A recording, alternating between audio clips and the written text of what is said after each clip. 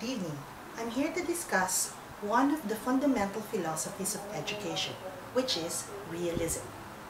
Some of the slogans of realism include things rather than words, truth rather than beauty, experience is the touchstone of what is real, realism believes in the usefulness of the world, whatever is exists.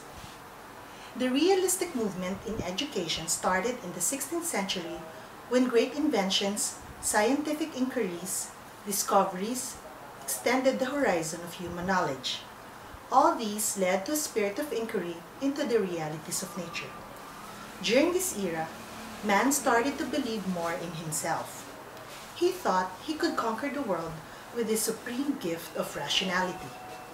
He realized that he is a thinking being, which he is constantly reflecting on the meaning of his life and his experiences. The interests in language and literature began to fade as man became more and more interested in himself and his environment. Man's experiences became the touchstone of what is real. There are four forms of realism: scholastic realism, humanistic realism, social realism, and sense realism. But before I discuss the four forms of realism, I would like to discuss the three kinds of truth in philosophy. Number one, the ontological truth. Ontological truth is the conformity of a thing to the mind. An object is good if it conforms to what the mind knows to be good. Number two is moral truth. Conformity of the expression of judgment and of the mind. If what one thinks and what one says conform, then one has a moral truth. Number three is logical truth. Logical truth is the conformity of the mind to the thing known. The mind conforms to the thing if the judgment corresponds with reality. Truth is universal, it is essential. Truth has to be learned, for the mind seeks the truth. Let me now discuss the four forms of realism. Number one is the scholastic realism. For the scholastic realists, he seeks deeper meanings for his educational philosophy. Education is the process by which he lifts himself up to the eternal. Progress is measured towards this goal.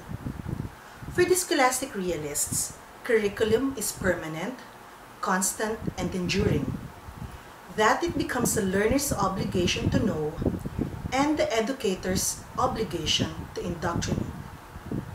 Number two, the humanistic realism. The humanistic realism, also known as the verbal realism, believes that the complete knowledge of man, nature, and society is needed to make an individual fit for the realities of life. Number three, social realism. Social realism, for him, education was best promoted by direct contact with people and social conditions rather than through books. Education should mold the youth in a way that they will acquire success and pleasure in their career. Social judgment became the educational aim of these realists. Lastly, the sense realism. Sense realists, also known as the scientific realism, believes that true reality was to be found in the laws of nature. Sense realists believe that education must be based on the conformity to the laws of nature. We are now here to discuss realism and the aims of education. The aims of education for the realists are to give directions to the individual's basic potentialities and talents, to determine the direction of one's inherited tendencies, to provide an education that could produce individuals who can meet their principal needs, to transmit culture, and to develop human nature. The curriculum of realists include combination of subjects which are problem-centered, concepts towards acquisition of desirable habits, study habits, research skills, library skills, evaluation, observation, experimentation, analytical skills, critical thinking, applications of principles, and effective use of words and habits of enjoyment.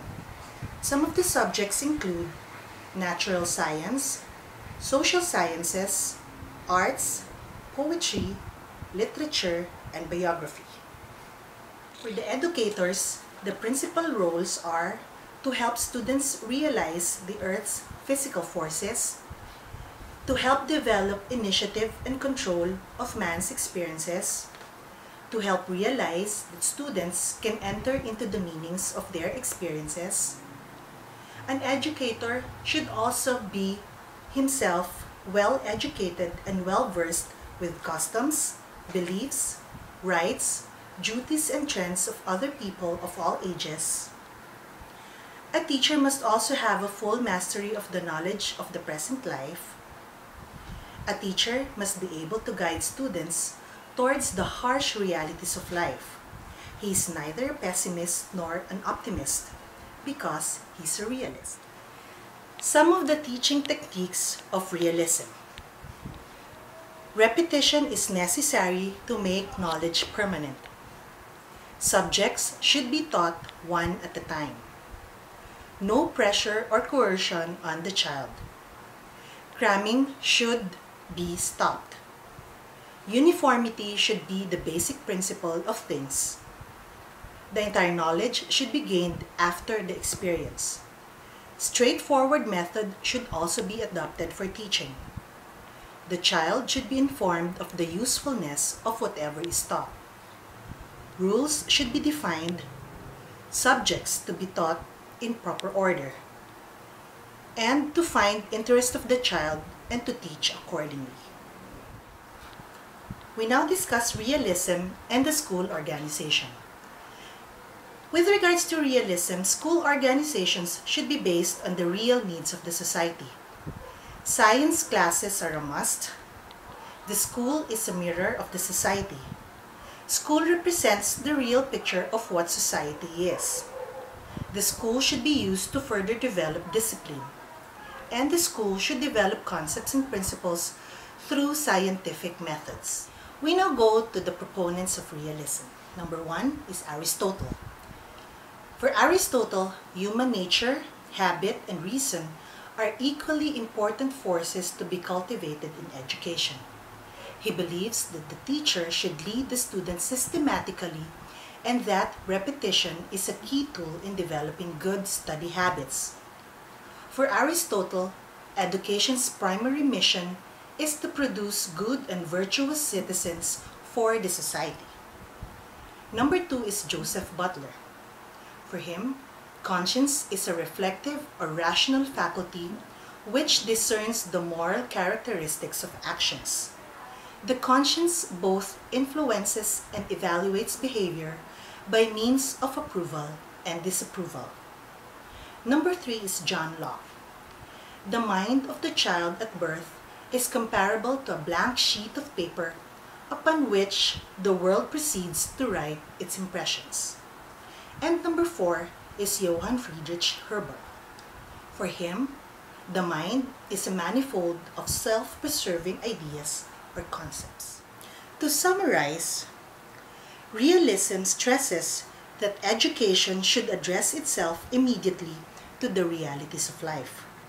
Ultimately, the objective of all forms of realism is still man's eternal happiness with God.